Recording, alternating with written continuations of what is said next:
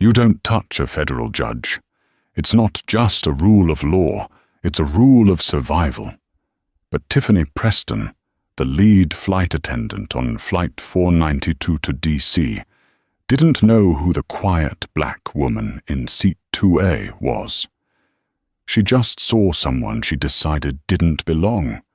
When Tiffany placed her hands on that black woman and shoved her back toward economy, the entire cabin went silent. She thought she had won. She thought she had exerted her power. She had no idea that the black woman she just assaulted was Evelyn Harper, a senior federal judge with the power to mobilize the U.S. Marshals with a single phone call. Tiffany Preston was about to learn a brutal lesson. Power isn't about who shouts the loudest. It's about who decides if the plane takes off at all. The air inside the cabin of Flight 492 was stale, recycled, and thick with the tension of a delayed departure. It was a humid Tuesday afternoon at Miami International Airport, and the tarmac shimmered with heat haze. Inside the metal tube of the Boeing 737, the climate control was struggling to keep up, and so was Tiffany Preston's patience. Tiffany was 34, with a blonde bob cut so sharp it looked like it could sever a limb, and a uniform that was pressed to within an inch of its life. She had been flying with Horizon Air for 12 years. In her mind, this wasn't just a job. It was her kingdom. And on Flight 492, she was the queen. She stood at the galley entrance, greeting passengers with a smile that didn't reach her eyes. Her eyes were scanning, assessing, and judging. She hated the Miami to DC route.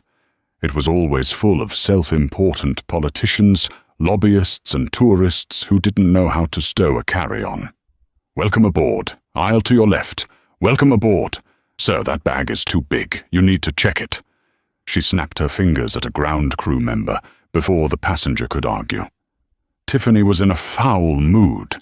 Her transfer request to the Paris route had been denied that morning by her supervisor, citing complaints regarding attitude. Attitude? She had scoffed. It's called maintaining order. As the line of passengers thinned, a woman stepped onto the plane.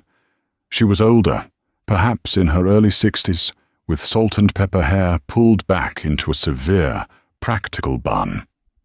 She wore a simple charcoal pantsuit that looked comfortable but not expensive, at least not to Tiffany's label-obsessed eyes. She carried a worn leather briefcase and a small tote bag. The woman paused at the entrance, adjusting her glasses. She looked tired. "Boarding pass," Tiffany said, omitting the "please." She held out her hand, her acrylic nails tapping impatiently against the beverage cart. The woman offered a polite, tight-lipped smile and held out her phone. "Good afternoon. I believe I'm in 2A. Tiffany glanced at the screen, then at the woman, then back at the screen. First class, window seat. Tiffany's lip curled slightly. She did a quick visual profile.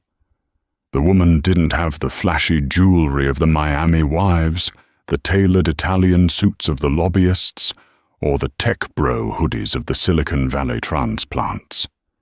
She looked like a librarian, or a school teacher who had splurged on an upgrade she couldn't afford.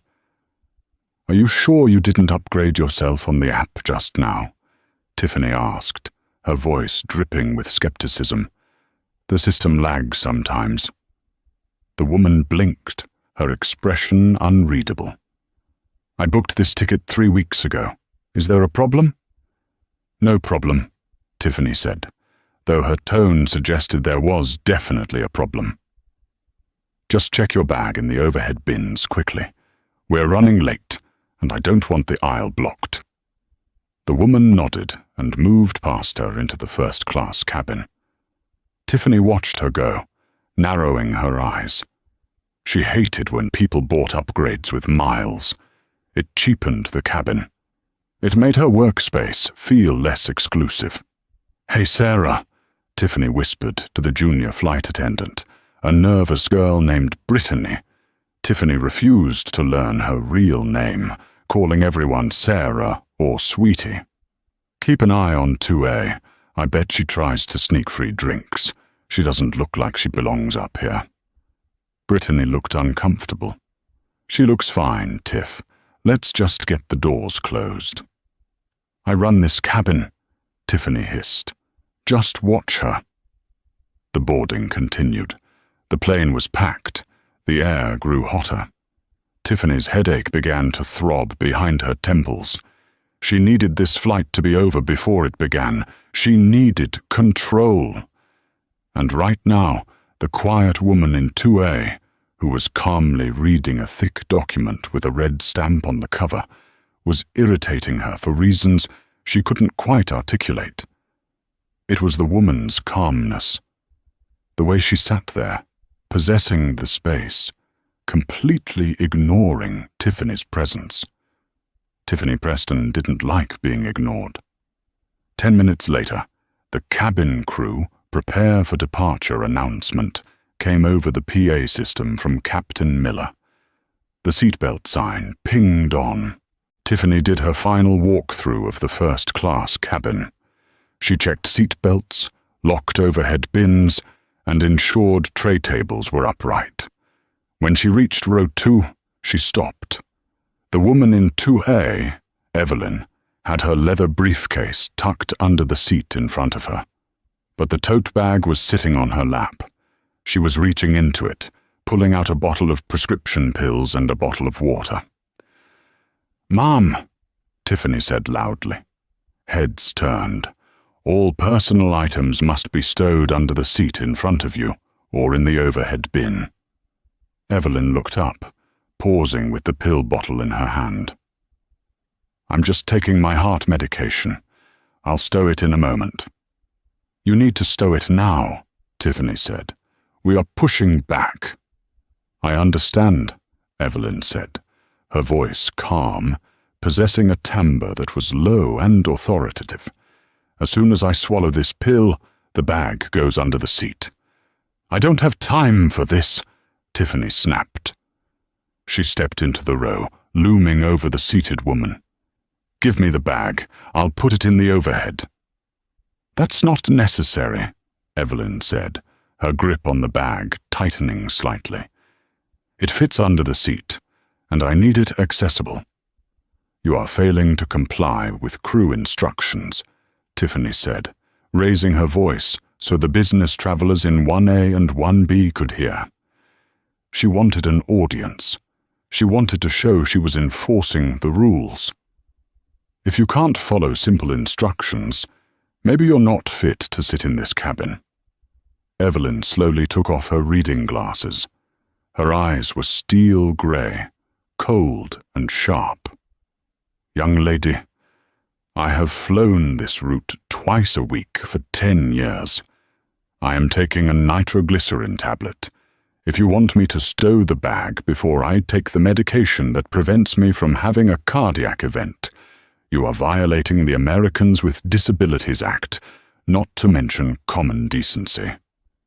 The mention of the law triggered something in Tiffany. She hated armchair lawyers. "Don't quote the law to me," Tiffany scoffed. "I am the law on this aircraft until we touch down." "You are a flight attendant," Evelyn corrected gently. "You are responsible for safety. You are not the law." That was it. The snap. Tiffany reached down and grabbed the handle of the tote bag. Evelyn didn't let go. For a second, there was a ridiculous, undignified tug-of-war in the first-class cabin of a major airline. "Let go of the bag," Tiffany shouted. "Unhand my property," Evelyn said, her voice dropping an octave, becoming dangerous. Tiffany yanked hard, ripping the bag from Evelyn's grasp. The momentum caused Evelyn to lurch forward in her seat. Tiffany threw the bag into the overhead bin and slammed it shut with a deafening crack. "Now sit back and shut up," Tiffany spat, adrenaline flooding her system. Evelyn unbuckled her seatbelt. She stood up. She wasn't tall, but she had a presence that suddenly made the cabin feel very small. "I need your name," Evelyn said quietly. "Sit down," Tiffany yelled. She stepped forward, invading Evelyn's personal space. "Sit down, or I will have you removed." "I am standing to get your name from your badge, which you have conveniently flipped over," Evelyn said, reaching calmly toward Tiffany's lapel. Tiffany reacted on instinct, a mix of rage, exhaustion, and entitlement. She raised her hands and shoved. It wasn't a tap. It was a two-handed, forceful shove against Evelyn's chest. Evelyn stumbled back. Her heel caught on the edge of the seat track. She fell hard, landing awkwardly in the aisle between the first-class seats. Her glasses skittered across the floor. A gasp ripped through the cabin. A man in 1B, a lobbyist named Arthur Pendleton, stood up. "Hey, you can't do that!" Tiffany stood, panting, her hands still raised. She stared at the woman on the floor. For a split second, fear flickered in her chest, but she stamped it down. She doubled down. "She assaulted me," Tiffany lied, her voice shrill. "She reached for my badge. That's assault. I was defending myself." Evelyn didn't scream. She didn't cry. She didn't shout back. She sat up slowly, smoothing her charcoal blazer. She reached out, retrieved her glasses, and inspected them for damage. She placed them back on her face. Then she looked up at Tiffany. The look wasn't angry. It was something far worse. It was final. Evelyn Harper reached into her pocket and pulled out her cell phone. "Put the phone away," Tiffany shrieked. "Electronic devices must be in airplane mode. We are active. Put it away." Evelyn ignored her. She unlocked the phone. She didn't dial 911. She didn't dial customer service. She dialed a number she had saved to her favorites. She held the phone to her ear, her eyes never leaving Tiffany's face. "Captain Miller to the cabin," Tiffany yelled toward the cockpit, trying to regain control. "We have a disruptive passenger." But Evelyn was already speaking. "Director Reynolds," Evelyn said into the phone. Her voice was crystal clear in the silent cabin. "This is Judge Harper. Evelyn, yes. I'm currently on Flight 492 at Miami International. I have just been physically assaulted by a flight attendant. Her name is Tiffany Preston. I am currently on the floor of the aircraft." She paused, listening. Tiffany froze. "Judge?" "Yes," Evelyn continued. "I need you to contact the tower, revoke their clearance, ground this plane, and send the marshals. I want her in federal custody before my feet touch the tarmac." Tiffany's blood ran cold. The silence in the cabin was now deafening. The Queen of Flight 492 had just pushed the wrong pawn.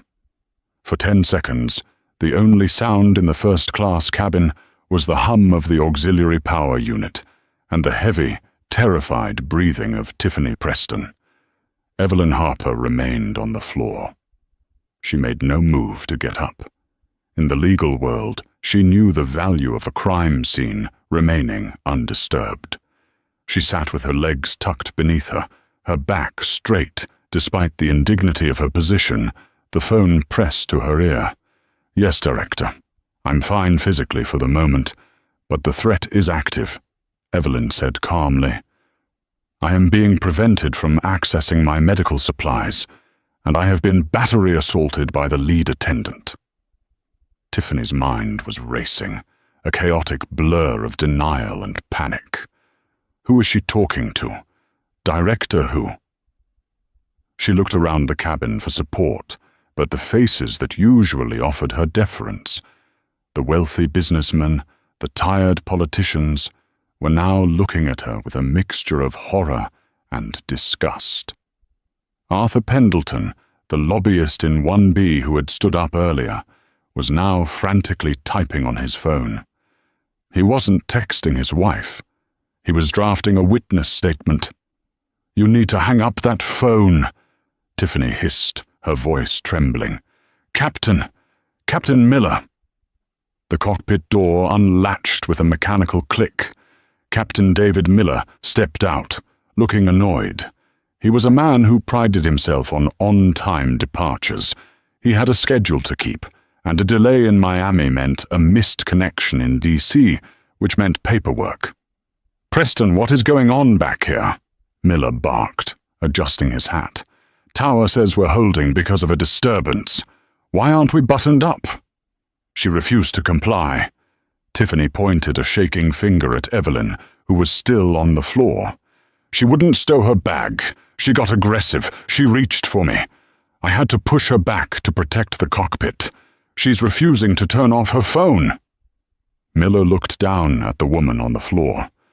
He saw the grey hair, the sensible suit, the scattered glasses. He looked at Tiffany, whose face was flushed and sweaty. The math didn't add up. "Mom," Miller said, stepping toward Evelyn, "you need to get off the phone. We are an active flight." Evelyn didn't look at Tiffany. She looked directly at the captain. "Captain Miller, is it?" "Yes, Mom. Turn off the phone." "Captain, I am currently on the line with Director Silas Reynolds of the United States Marshals Service," Evelyn said, her voice projecting clearly to the back of the galley. "My name is Evelyn Harper. I am a senior judge for the United States District Court for the District of Columbia. Your flight attendant just assaulted a federal judge." The color drained from Captain Miller's face so fast it looked like a curtain falling. I'm sorry, who?" Miller stammered. "She's lying," Tiffany screamed, desperate to reclaim the narrative. "She's crazy. Look at her, she's on the floor." Evelyn held the phone out to the captain. "He would like a word with you, Captain." Miller hesitated. He looked at the phone like it was a live grenade. He took it. "This is Captain Miller," he said, his voice cracking slightly. The voice on the other end was loud enough for Tiffany to hear the rumble of authority, though she couldn't make out the words. She watched Miller's posture change. He went from annoyed to confused to terrified. He stood up straighter. "Yes, sir. I understand." "No, I wasn't aware. Yes. Immediately. I will secure the cockpit." "No, we won't move an inch." "Understood." Miller handed the phone back to Evelyn with trembling hands. He looked at Tiffany. The look was one of pure betrayal. "Tiffany," Miller said, his voice deadly quiet, "get in the galley. Sit on the jump seat. Do not speak. Do not move." "But Captain, now!" Miller roared. Tiffany flinched. She scrambled backward into the galley, collapsing onto the jump seat. She buckled the harness, her hands shaking so hard she could barely work the clasp. She felt tears pricking her eyes. "This is insane," she thought. "She's just a passenger. I'm the crew. He's supposed to back me up." She watched as Captain Miller knelt down. He didn't offer a hand. He offered an apology.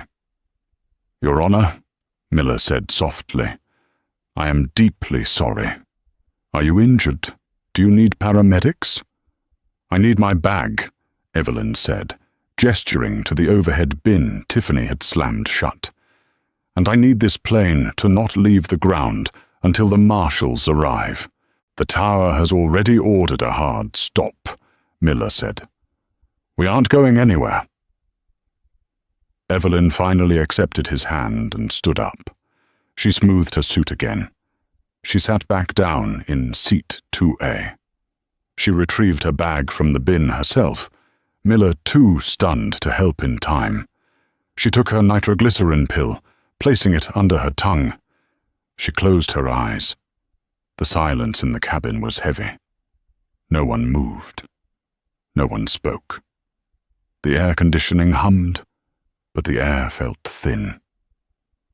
Tiffany sat in the jump seat, staring at the floor, waiting for the apology she felt she was owed. She was still convinced that once the police arrived, they would see it her way. She was the flight attendant. She was safety. That woman was a threat. She had no idea that outside the window, the world was mobilizing against her. The aircraft lurched. It wasn't the gentle motion of a tug pushing them back for departure. It was the violent, sudden halt of the parking brakes engaging. The entire fuselage shuddered. Tiffany looked out the small porthole window in the galley door. They were still at the gate, the jet bridge having just pulled away moments ago. Then she saw the lights. Usually, the tarmac at Miami International is a ballet of luggage carts, fuel trucks, and wandering ground crew. But now, it looked like a crime scene in a blockbuster movie. 3 black SUVs tore across the tarmac, ignoring the marked lanes, bypassing the safety zones. They screeched to a halt directly beneath the nose of the Boeing 737. They were followed closely by 2 Miami-Dade police cruisers and a Port Authority vehicle. Blue and red lights reflected off the silver wing of the plane, dancing across the cabin ceiling like a disco ball from hell. Inside the cabin, the passengers were craning their necks to see. "What's happening?" someone whispered. "Is it a bomb threat?" Captain Miller came over the PA system. His voice was steady, but tight. "Ladies and gentlemen, this is the captain. We have been ordered by federal authorities to hold our position. Please remain seated with your seatbelts fastened. Do not stand up. We expect authorities to board the aircraft shortly." Tiffany felt a wave of relief wash over her. Authorities. Good. The police were here. They would take the crazy lady away. Evelyn Harper had clearly escalated this with a fake phone call, but the police would see the truth. They would see a disruptive passenger who refused to follow crew instructions. Tiffany rehearsed her statement in her head. She refused to stow her bag. She lunged at me. I feared for my safety. There was a heavy thud as the jet bridge began to move again. It reconnected to the aircraft door with a metallic groan. Tiffany unbuckled her harness. She stood up, smoothing her skirt.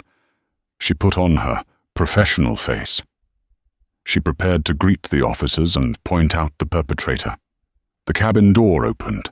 It wasn't the gate agent. 4 men stormed onto the plane.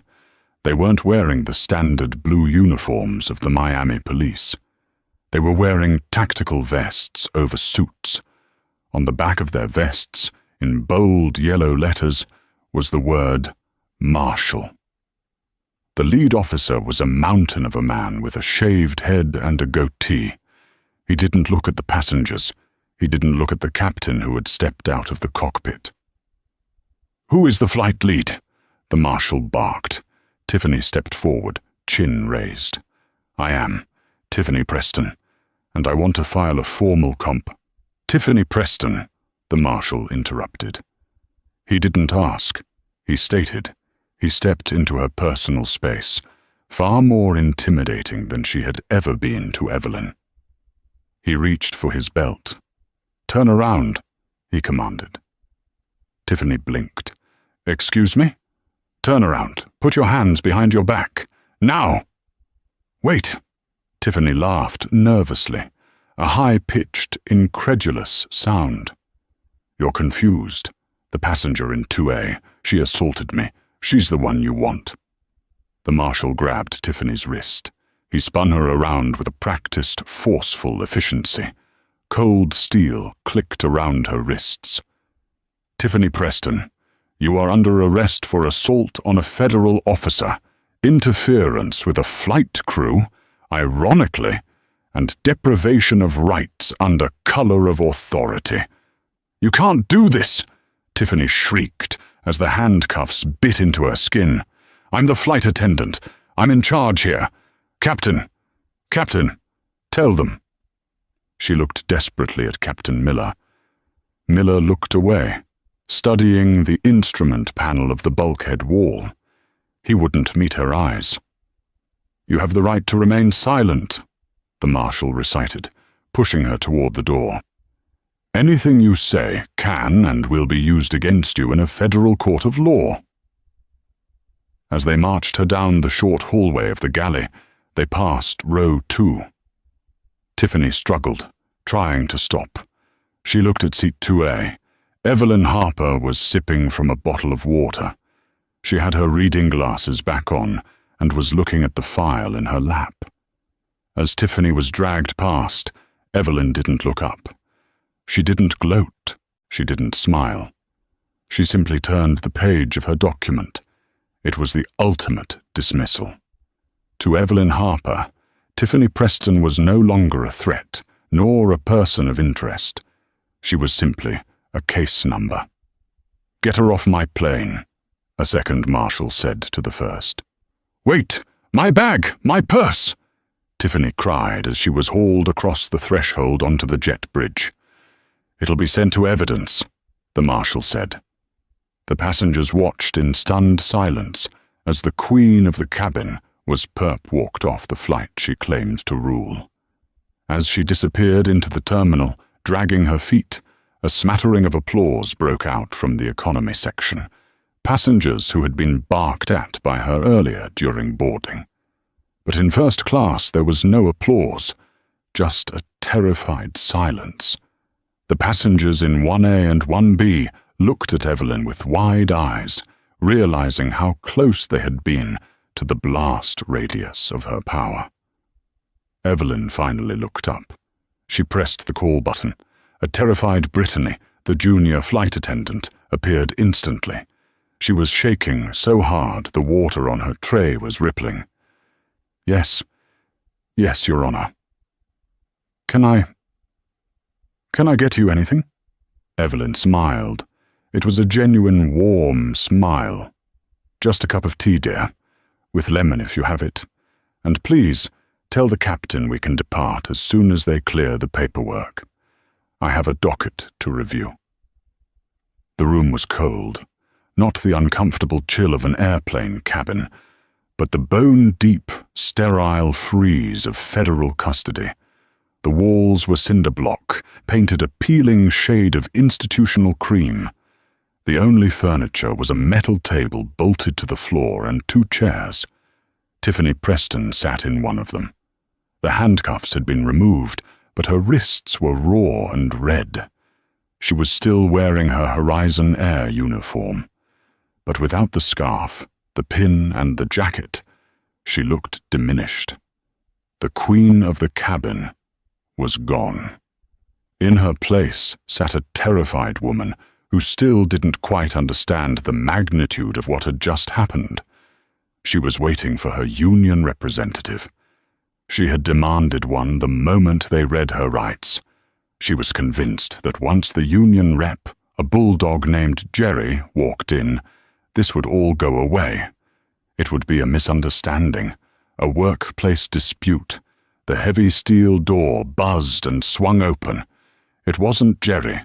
It was the bald U.S. Marshal from the plane, accompanied by a woman in a sharp navy suit who introduced herself as Assistant U.S. Attorney Laura Bennett.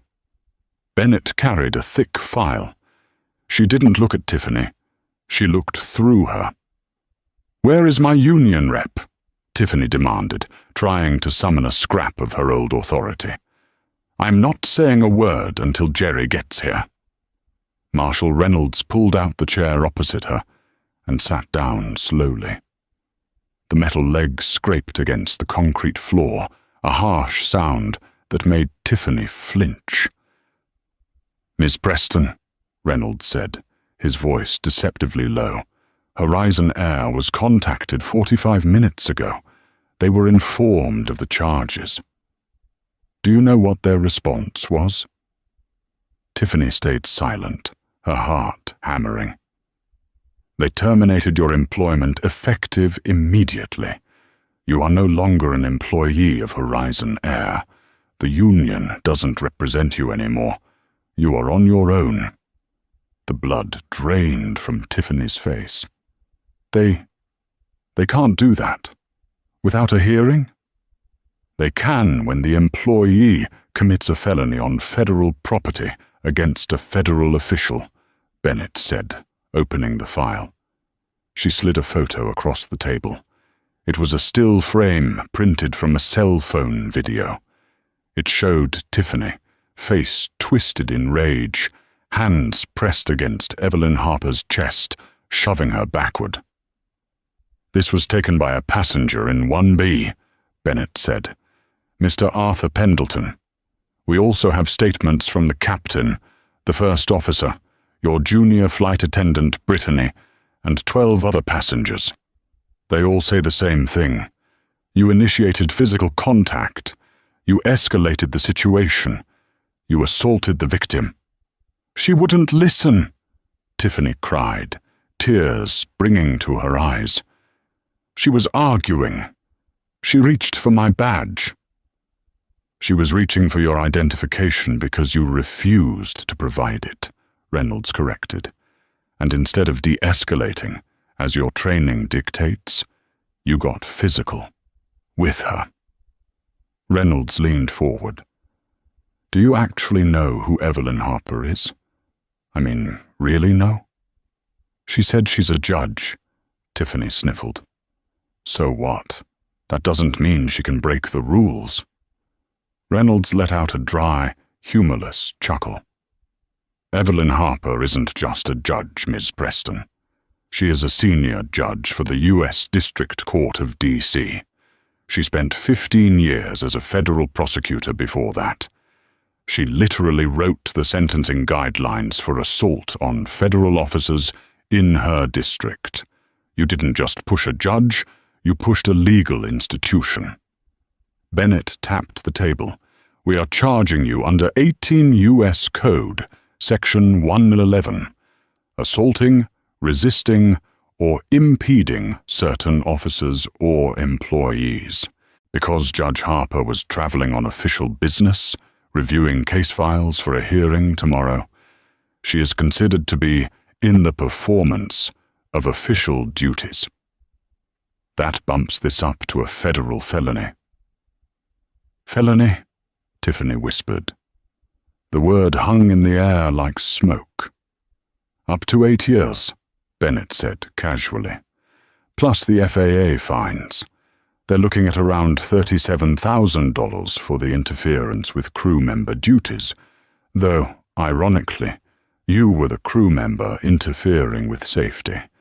And then there's the civil suit Judge Harper will likely file. Tiffany put her head in her hands. The reality was crashing down on her. The Paris route, the seniority, the pension, the lifestyle. It was all dissolving. I want to apologize, Tiffany stammered, looking up desperately. Can I just talk to her? If I apologize, maybe she'll drop it. It was a mistake. I was stressed. The heat, the delay. Reynolds stood up. He looked at Tiffany with a mixture of pity and disgust. You don't get to talk to her, Tiffany. That's called witness tampering. And Judge Harper doesn't want your apology. She wants the law to be followed. Which is ironic, because that's all she asked for on the plane. Reynolds signaled to the guard at the door. Process her, Reynolds said. Full prints, DNA swab, mugshot, and put her in the general population, holding cell. No special treatment. Wait! Tiffany screamed as the guard grabbed her arm. I'm not a criminal. You can't put me in with criminals. You assaulted a federal judge, Ms. Preston, Reynolds said as he walked out the door. In the eyes of the law, you are exactly what you hate. The holding cell beneath the Wilkie D. Ferguson, Jr. United States Courthouse in downtown Miami smelled of industrial bleach, stale bologna, and despair. For Tiffany Preston, a woman who had spent the last 12 years inhaling the expensive perfumes of duty-free shops and the filtered air of first-class cabins, the stench was a physical assault. She had not slept. How could she? The cell was a concrete box shared with 3 other women.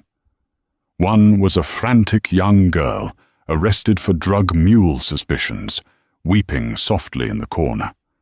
Another was a hardened woman with a spiderweb tattoo on her neck, who had spent the night staring at Tiffany with predatory amusement.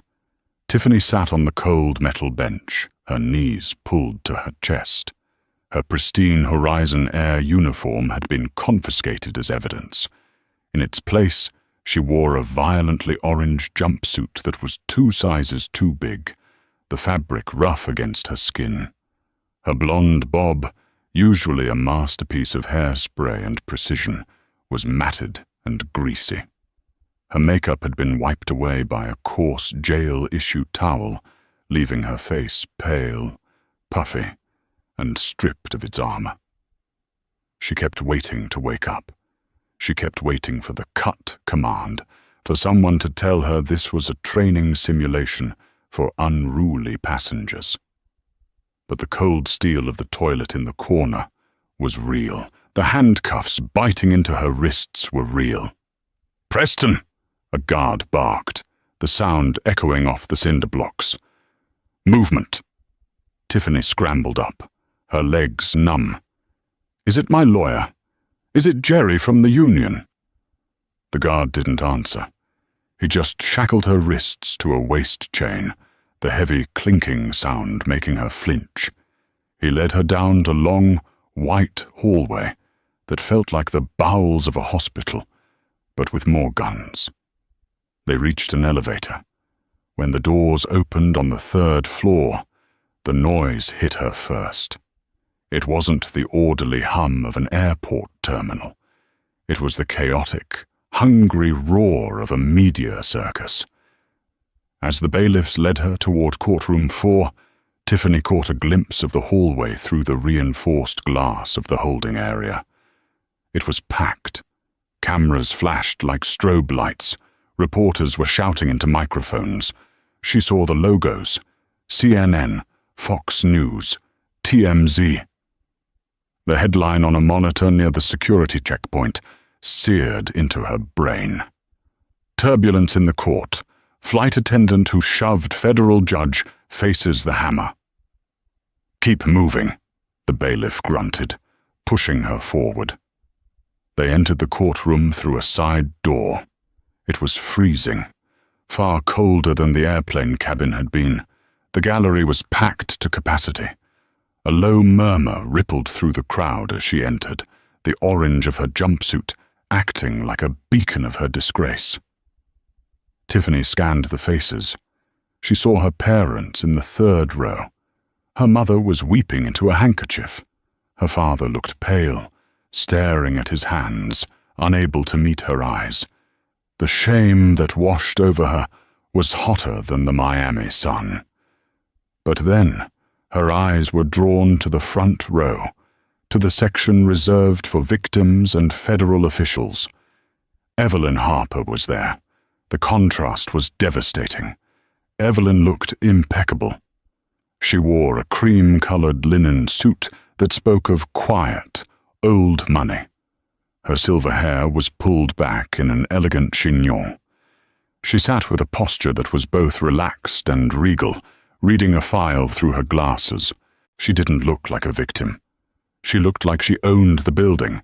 Next to her sat the U.S. Marshal, Reynolds, and a sharp-eyed woman in a navy suit, Assistant U.S. Attorney Laura Bennett. "All rise," the clerk bellowed. The door behind the bench swung open, and Judge Anthony Sterling swept into the room. In Miami legal circles, Sterling was known as the Hammer. He was a man who viewed his courtroom as a cathedral of order. He tolerated no nonsense, and he had a particular disdain for those who disrespected authority. "Be seated," Sterling rumbled. His voice didn't need a microphone. It filled the room like thunder. He adjusted his robes, put on his reading glasses, and looked down at the docket. He took a long moment to read the file, the silence in the room stretching until Tiffany felt like she couldn't breathe. Finally, Sterling looked up. He didn't look at the lawyers. He looked directly at Tiffany. "Case number 24902, United States of America versus Tiffany Preston," Sterling announced.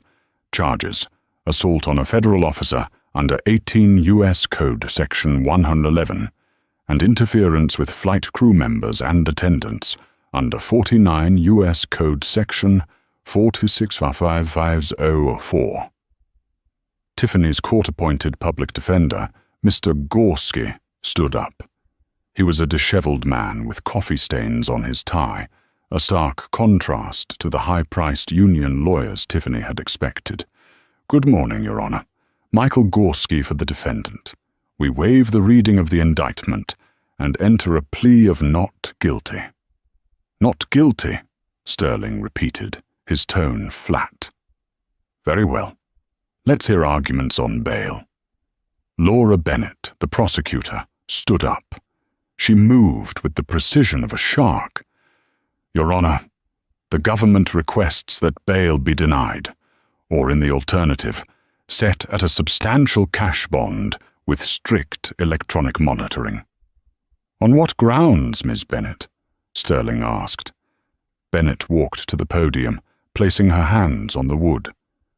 "Your Honor, the defendant has demonstrated a violent, impulsive lack of control in a high-security environment. This was not a bar fight. This was a physical assault on a senior United States district judge inside a commercial aircraft. The defendant used her position of authority, a position entrusted to her for the safety of the public, to batter a 64-year-old woman simply because she was moving too slowly." Bennett paused, letting the words hang in the air. "Furthermore," Bennett continued, "the defendant has been terminated from her employment as of yesterday evening. She has no ties to this community other than an apartment she can likely no longer afford. She faces up to 20 years in federal prison. The flight risk is substantial." Tiffany felt the room spinning. 20 years? For a shove? Mr. Gorski scrambled to his feet. "Your Honor, this is hyperbole. My client is 34 years old with zero criminal record. She has been a flight attendant for 12 years with excellent performance reviews until this incident. This was a momentary lapse in judgment due to extreme stress and heat exhaustion, not a calculated assault. She is not a danger to the community. She is a woman who made a mistake." Judge Sterling listened, his face unreadable. He tapped his pen against the bench. Tap, tap, tap. "I see," Sterling said. He looked over his glasses at the prosecution table. "I see the victim is present. Judge Harper." The room went deadly silent. Even the court reporter seemed to pause. Evelyn Harper stood up. She didn't rush. She smoothed her jacket and walked to the podium. She didn't need notes. "Good morning, Judge Sterling," Evelyn said. Her voice was soft, melodic, but it carried a weight that made Gorski sit down immediately. "Judge Harper," Sterling nodded respectfully. "Do you wish to be heard regarding the defendant's release?" "I do," Evelyn said. She turned slightly, not to look at the crowd, but to look directly at Tiffany. Tiffany wanted to look away, but she couldn't. Evelyn's eyes were not filled with anger. They were filled with disappointment. It was the look a mother gives a child who has broken something irreplaceable. "Miss Preston," Evelyn began, addressing her directly, ignoring court protocol. For 12 years you wore a uniform that commanded respect. Passengers trusted you with their lives. When you put your hands on me, you didn't just bruise my shoulder. You broke that trust. Evelyn turned back to Judge Sterling. Your Honor, the defense argues that this was a momentary lapse. I disagree. Arrogance is not a lapse. It is a character flaw. Ms. Preston believed that her badge gave her the right to strip a citizen of their dignity. She believed that because I looked like a nobody, her words according to witnesses, that I was deserving of her physical aggression. Evelyn paused, taking a sip of water. However, Evelyn continued, I do not believe she needs to rot in a cell pending trial. She is not a flight risk, largely because she has nowhere to fly to. I do not object to bail, provided the conditions are absolute. What conditions do you suggest? Sterling asked. She is to be grounded, Evelyn said firmly. I ask that she be placed on the federal no-fly list immediately. I ask that she be barred from entering any airport terminal in the United States unless for the purpose of her own deportation, which I assume is not on the table. And I ask for a protective order. I want her nowhere near me, my chambers, or my courtroom. Judge Sterling nodded slowly. He looked back at Tiffany. Ms. Preston, stand up. Tiffany stood, her legs shaking so hard the chains rattled. I have been on the bench for 20 years, Sterling said, his voice dropping to a dangerous growl. I have sent men to prison for bank robbery, for racketeering, for murder. But nothing offends this court more than the abuse of power. You were the captain of that cabin, and you acted like a tyrant. Sterling leaned forward. I am setting bond at $100,000, corporate surety accepted. A gasp went through the room. $100,000. Tiffany didn't have that. Furthermore, Sterling continued, pounding the conditions into the record like nails into a coffin. You are to surrender your passport. You are placed on home confinement with GPS monitoring. You are strictly prohibited from entering the premises of any airport, airfield, or aviation facility. You are prohibited from possessing alcohol, and you are to have absolutely no contact with Judge Harper. Sterling paused, his eyes narrowing. And let me be clear, Ms. Preston. You are very lucky that Judge Harper is a woman of grace, because if you had shoved me, you wouldn't be seeing the sunlight until you were eligible for Social Security. Do you understand me? Yes, Your Honor, Tiffany whispered, tears streaming down her face. Bailiff, remand the defendant until conditions are met, Sterling ordered. The gavel banged. The sound was like a gunshot in the silent room. As the bailiff grabbed Tiffany's arm to drag her back to the cell, she stumbled. She looked back one last time. The courtroom was clearing out. Her parents were huddled with Mr. Gorski, looking terrified and confused about the money. But Evelyn Harper was already moving on. She was standing by the exit, shaking hands with the prosecutor. She checked her watch, a simple, practical timepiece. She picked up her leather briefcase and walked out the double doors into the bright Miami morning. Tiffany realized then, with a sickening lurch in her stomach, that the queen of the cabin was dead.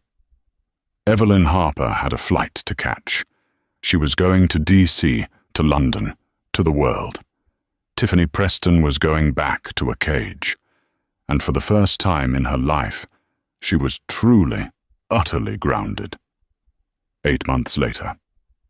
The heat in Tallahassee was different from the heat in Miami. In Miami, the humidity felt like a warm embrace, scented with salt water and expensive sunscreen. Here, inside the razor-wire perimeter of the Federal Correctional Institution, The heat felt like a wet wool blanket that you could never kick off. It smelled of cut grass, industrial laundry detergent, and despair. Tiffany Preston sat on a molded plastic chair in the visitation room. The queen of the cabin was dead and buried. In her place sat inmate 4921-04. The transformation was total. The sharp, platinum blonde bob that had been her signature look was gone, replaced by a ponytail of natural, dishwater blonde hair that was frizzy from the humidity. Her skin, once glowing from high-end serums and facials, was pale and broke out in stress spots. She had lost weight, her inmate scrubs hanging loosely off her frame. Her hands, which used to flash a fresh French manicure as she pointed at passengers, were now red and chapped from her assigned work detail in the prison kitchen. She stared at the clock on the wall, watching the second-hand tick. Each tick was a reminder of time lost. The heavy steel door buzzed. Mr. Gorski, her lawyer, walked in. He looked older than the last time she saw him. He didn't smile. "Hello, Tiffany," he said, sitting down across the scratched metal table. "Is it done?" Tiffany asked. Her voice was raspy. She hadn't spoken much in weeks. She had learned that in here, speaking up didn't make you powerful, it made you a target. "It's done," Gorski said. He opened his briefcase and slid a thick stack of paperwork toward her. "The plea deal is finalized. The prosecution agreed to drop the deprivation of rights charge in exchange for a guilty plea on the assault on a federal officer charge." Tiffany looked at the papers. "How long?" 18 months, Gorski said softly. "With the 8 months you've already served in remand, and with good behavior credits, you could be out in maybe 6 to 7 months. Then 3 years of supervised probation." Tiffany let out a breath she felt like she'd been holding since the plane tarmac. 18 months. That's better than 8 years. "It is," Gorski nodded. "But we need to talk about the civil side, Tiffany." He pulled out another file. This one had the red logo of a collections agency on top. Horizon Air settled with the passengers for the delay and distress. They, along with their insurance carrier, successfully countersued you for the damages and legal fees. The judgment came through yesterday. "How much?" Tiffany whispered. $140,000, Gorski said. Plus, Judge Harper's civil suit for medical expenses and emotional distress was settled for $50,000. Tiffany closed her eyes. "I don't have that kind of money, Mr. Gorski." "You know I don't." "I know," Gorski said gently. "We filed the Chapter 7 bankruptcy petition this morning. The bank is foreclosing on your condo in Brickell next week. Your car has already been repossessed. Your 401k is being liquidated to pay the IRS debts." A single tear tracked through the dirt on Tiffany's cheek. Everything was gone. The view of the ocean, the designer bags, the status.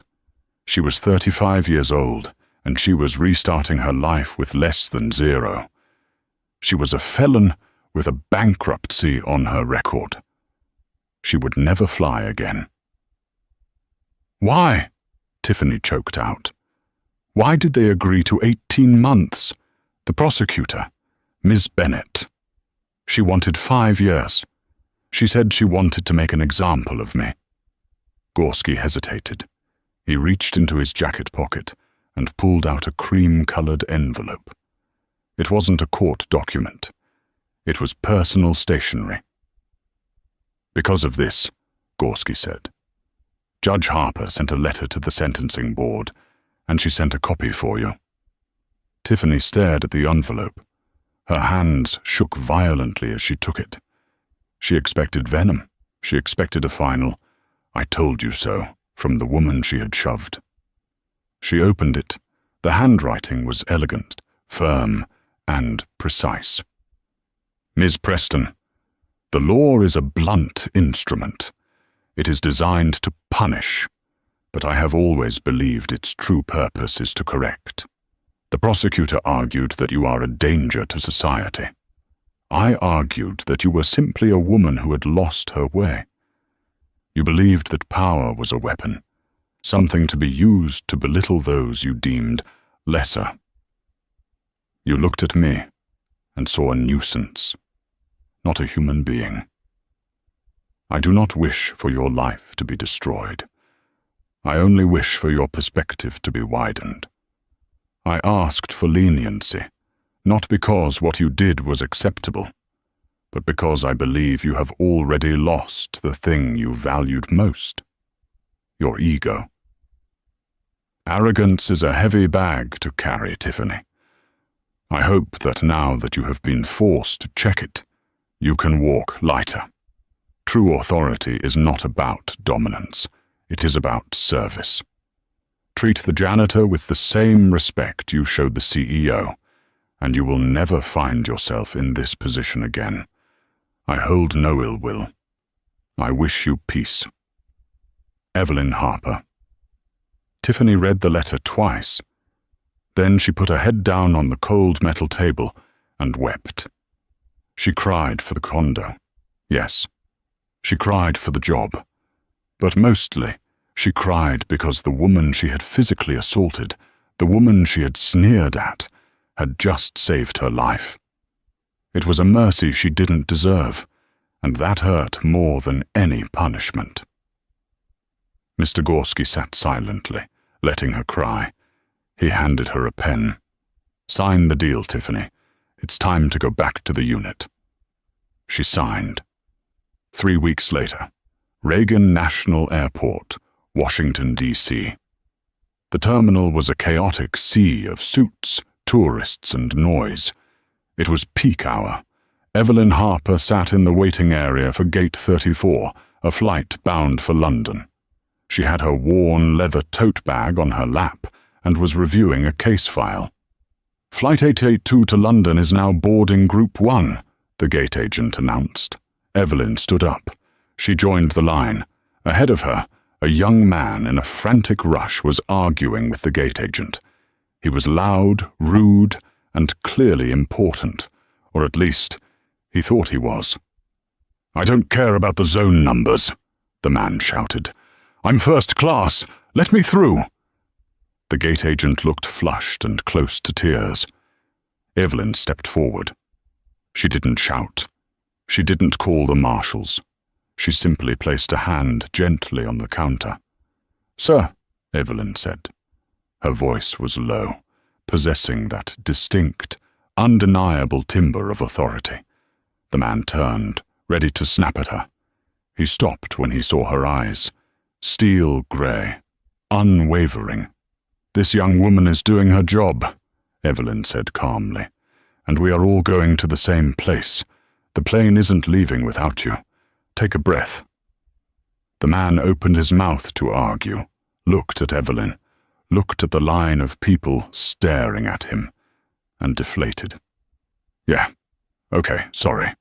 He scanned his pass and walked on. The gate agent looked at Evelyn with wide eyes. "Thank you, Mum." He was a lot. Evelyn smiled. It was the warm, crinkling smile of a grandmother, but the eyes remained sharp. "Power is quiet, my dear. Never let them see you sweat." Evelyn scanned her boarding pass. She walked down the jet bridge, her footsteps echoing on the metal. She boarded the plane and found her seat. 2A. She placed her tote bag under the seat in front of her without being asked. She buckled her seatbelt. She looked out the window as the engines roared to life, pushing the aircraft back from the gate. Far away in a Florida prison cell, Tiffany Preston was learning to scrub floors. But here, in the sky, Evelyn Harper was flying. She closed her eyes as the wheels left the ground. Justice had been served. The balance had been restored. and the plane climbed higher, leaving the drama of the earth far, far below. And that is the story of how Tiffany Preston learned the hardest lesson of her life. She thought her uniform gave her the right to belittle others. She thought her badge made her untouchable. But she forgot the golden rule of the skies and of life. You never know who you are talking to.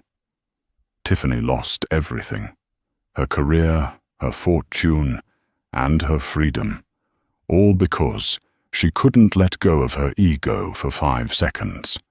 She judged a book by its cover, and that book turned out to be the rule of law itself.